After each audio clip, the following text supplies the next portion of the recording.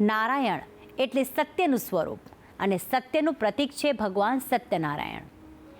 કહેવાય છે કે જે ભક્ત સાચા મનથી ભગવાન સત્યનારાયણના દર્શન કરે છે અને તેમની આરતી તથા કથાનું શ્રવણ કરે છે તેના જીવનમાં સુખ, શાંતિ અને સમૃદ્ધિનો વાસ થાય છે. કચ્છના ભુજ ખાતે હમીરસર તળાવના કિનારે બિરાજમાન આ પાવનધામ ભક્તોની આસ્થાનું કેન્દ્ર બની ગયું છે કે જ્યાં ભગવાન સત્યનારાયણની સાથે સૂર્યનારાયણ અને લાખેશ્વર મહાદેવના પણ દિવ્ય દર્શન થાય છે. તો આવો ભક્તિભાવથી કરીએ ભગવાન સત્યનારાયણના પાવન સ્વરૂપના દર્શન અને જાણીએ આ ઐતિહાસિક ધામનો મહિમા.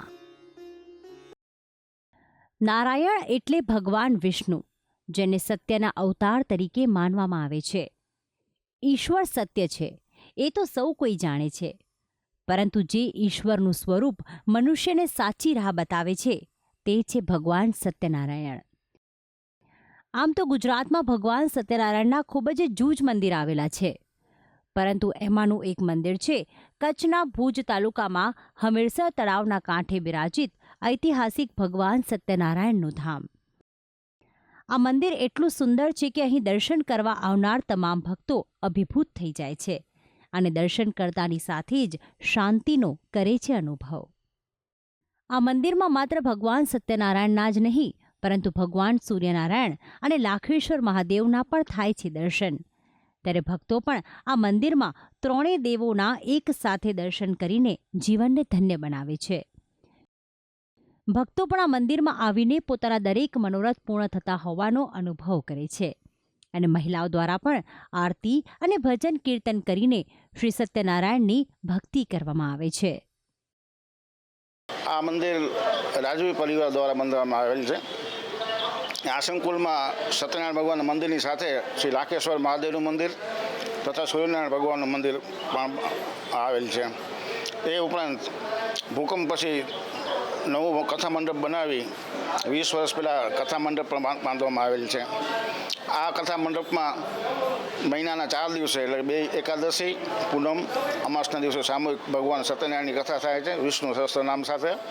બહોળી સંખ્યામાં ભક્તો તેનો લાભ લે છે. ભગવાન સત્યનારાયણ પાસે સાથિયા પૂરવાનું પણ અનેરું જ મહત્વ છે, જેમાં દર પૂનમે કથા અને અનુષ્ઠાન નિમિત્તે ઘઉં કે ચોખાથી સાથિયા પૂરવામાં આવે છે અને પોતાની મનોકામના ભગવાન સમક્ષ વ્યક્ત કરવામાં આવે છે. વર્ષોથી અમે સત્યનારાયણ ભગવાનની પૂજા કરીએ છીએ.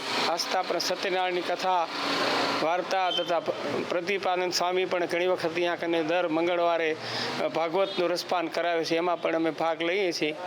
અને વર્ષો પુરાણું આ મંદિર છે, એમાં શ્રદ્ધાથી માણસો પોતાની માનતા માને છે એની પૂરી થાય છે. સાથિયા પૂરે છે બહેનો અને ભગવાનની પૂજા અર્ચના બધું ભાવપૂર્વક કરે છે અને ભગવાન એની બધી ભાવનાઓ પૂરી કરે છે. ભગવાન સત્યનારાયણ દેવનો મહિમા જ કંઈક અનેરો છે. ત્યારે આ ધામમાં સત્યનારાયણ દેવની મૂર્તિના દર્શન કરીને એક વિશેષ સુખ, શાંતિ અને સંપદાની પ્રાપ્તિ થાય છે. આ મંદિરની સ્થાપના પાછળ એક પૌરાણિક ઇતિહાસ પણ જોડાયેલો છે.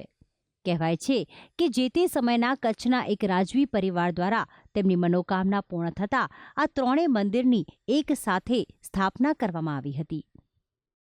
આ મંદિરમાં વૈષ્ણવ પરંપરા મુજબ દર સોમવારે તથા મહાશિવરાત્રિ, શ્રાવણ માસ, મકર સંક્રાંતિએ તથા દર 11 અને અમાસ પૂર્ણિમાના દિવસે શ્રી સત્યનારાયણ ભગવાનની કથા અને મહાપૂજાનું આયોજન સામૂહિક રીતે કરવામાં આવે છે.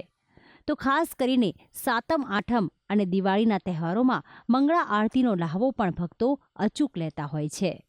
તો આમ દૂર દૂરથી ભક્તો આ ધામમાં દર્શન કરવા આવે છે અને પોતાના જીવનમાં સુખ અને સમૃદ્ધિ આવે તેવી પ્રાર્થના ભગવાન સમક્ષ કરે છે.